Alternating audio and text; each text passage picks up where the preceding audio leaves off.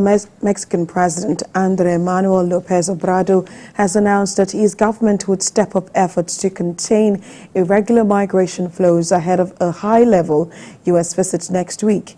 The migration situation will be the focal point of discussions with Secretary of State Antony Blinken and other senior U.S. officials in Mexico City. President Obrador says Mexico will boost containment measures in the south near the Guatemalan border. This plan is coming at a time U.S. Republican lawmakers are mounting pressure on Democrats for substantial alterations to the nation's immigration policy, seeking concessions in exchange for approving a package of emergency assistance for Ukraine and Israel. A law restraining Nigerian students and others from bringing their families to the country has been passed by the French Parliament. A previous draft was rejected by Parliament last week when the National Rally as well as the left voted against it. As a result of that, the government redrafted the bill, making some of its provisions tougher.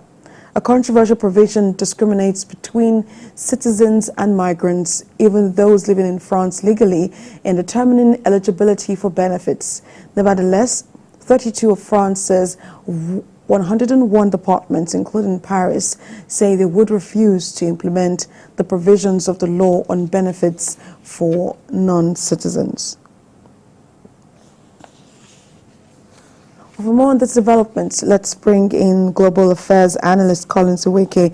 It joins us via Zoom from Belgium. It's good to have you join us on The World Now. But first, before you talk about the hidden paradox of this development in France, help us understand the implication of this law on Nigerians. And can I say, add to that, did you expect this law from France, considering the decade-long relationship between Nigeria and France? Well, it obviously puts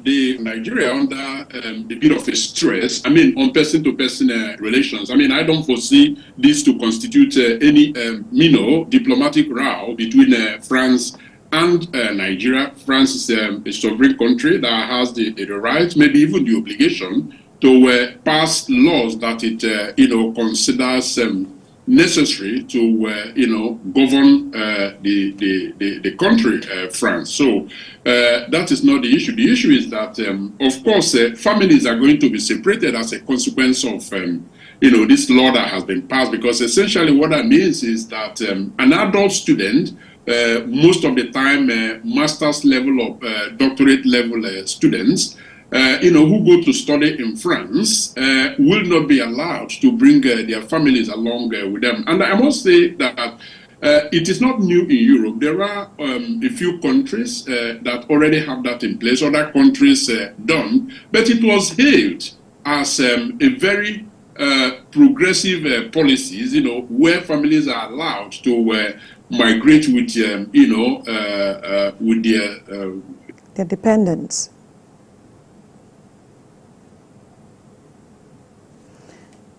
We seem to be having some connection issue there, but it's pretty difficult, just the point you're raising now, that it's a bit difficult for master's students and postgraduate students who want to further their studies abroad, particularly now in France, to bring in their families, and that will cause some kind of separation. But if you take a look at the legislation again, which makes it more difficult for migrants to bring family members to France, and it also delays their access to welfare benefits. So to what extent should Africans, particularly we Nigerians now, how well should we brace up for this migration, this changing migration landscape?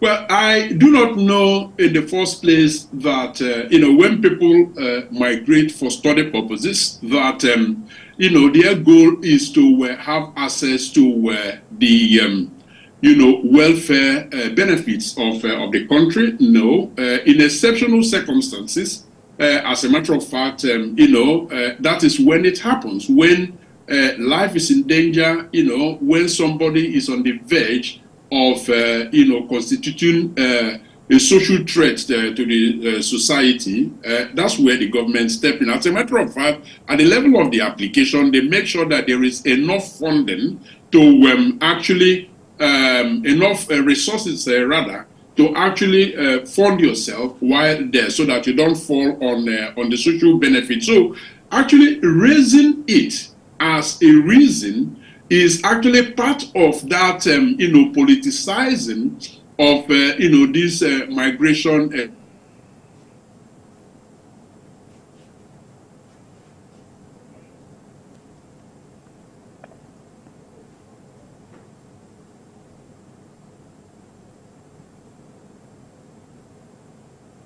We hope to get Global Affairs analyst Collins Nweke back to help us better understand what this bill really means for Nigerian students. You're watching The World Now. We'll take a moment and get back with other stories, to stay with us.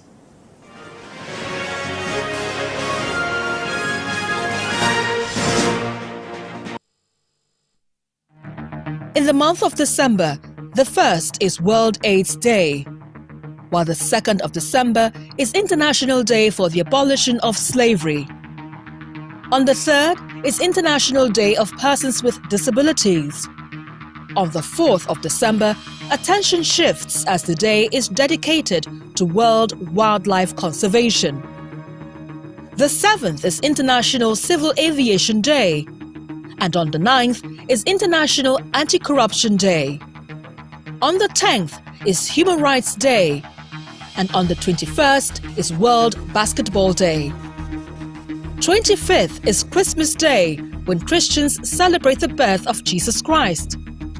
The day after is Boxing Day, which is on the 26th. And on the 31st is New Year's Eve. Brace yourself and tune in to TVC News for in-depth reporting and analysis on these days. TVC News, first with breaking news. We're talking about the law restraining Nigerian students and others from bringing their families to the country, and this has been passed, that's to France, and this has been passed by the French Parliament. We have joining us from Belgium, Global Affairs analyst Collins Nweke. Earlier you were talking about how this policy is being politicized. Now, some persons have tagged it, the amended bill, as an ideological victory for the far right. So do you think far right political gladiators are behind this stringent immigration policy? Absolutely, and that is a textbook, example of the far right or any sort of opposition, as a matter of fact, effectively governing from the opposition benches, because what they have done essentially here is put government under enormous pressure. You will recall that the first time that the bill was presented, to be passed, the act, as a matter of fact, was presented to be passed. It didn't pass. The reason it didn't pass is that there were those who felt that it didn't go far enough, and that was because the opposition, the far right party, actually placed them under enormous, pressure. Now, government had to withdraw it, went back to the drawing board, and actually made it even tighter, and so were, actually making it suitable for their political, ideological stand. And so, finally, they passed it as it is today. So would you say that the French president, Emmanuel Macron, may have won a law on immigration, but he has lost his soul? Is it too early to kiss President Macron goodbye? Well, the election is still, some time away. Okay. Electors don't quite forget things so easily, especially if they have an effective opposition who will actually pull all of this out, play them side by side, the ideological position that, Emmanuel Macron had actually sold to the people, when he was seeking the mandate to be their president. So I believe that if they actually manage this effectively, I mean, people on the opposition, on the left side of the political spectrum, don't forget that Emmanuel Macron is somewhere in the middle. If they play it, effectively, I believe it will have some impact on, Macron. But this is a phenomenon, actually, that it is sweeping across the entire.